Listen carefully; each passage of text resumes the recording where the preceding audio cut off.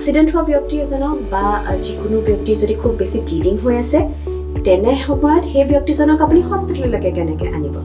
আমি এইটো প্ৰায় দেখোঁ হয় নহয় যে ৰাস্তাত কাৰোবাৰ এক্সিডেণ্ট হৈ থাকে আৰু বহু সময়ত আমিও কিজানি ৰোগীজনৰ সন্মুখেদি আমি পাৰ হৈ যাওঁ তেনে ক্ষেত্ৰত আমি আচলতে ৰোগীজনক অলপ হ'লেও সহায় কৰিব পাৰোঁ কেনেধৰণে কৰিব পাৰোঁ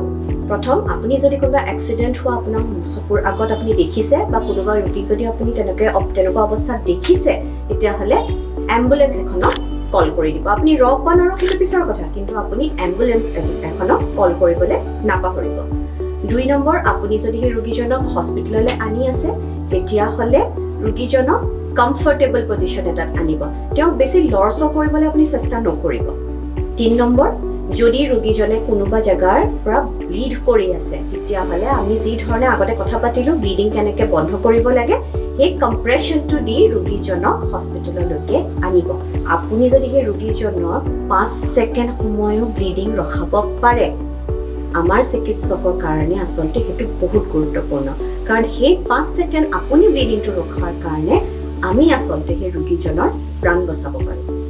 4 নম্বৰ সেই ট্ৰান্সপৰ্টেশ্যনৰ সময়ত ৰোগীজনক মুখেৰে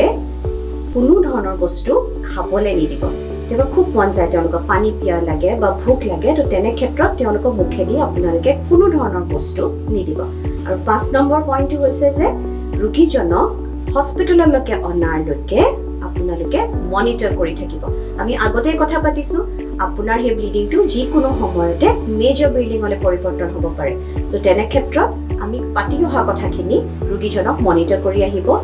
তেওঁৰ হাৰ্টবিটটো বা পালছ ৰেটটো অনুভৱ কৰিব তেওঁ যদি উশাহ লোৱাত কিবা কষ্ট পাইছে সেইটো চাব তেওঁ আনকনচিয়াছ হৈ গৈছে নেকি তেনেধৰণৰ যদি যিকোনো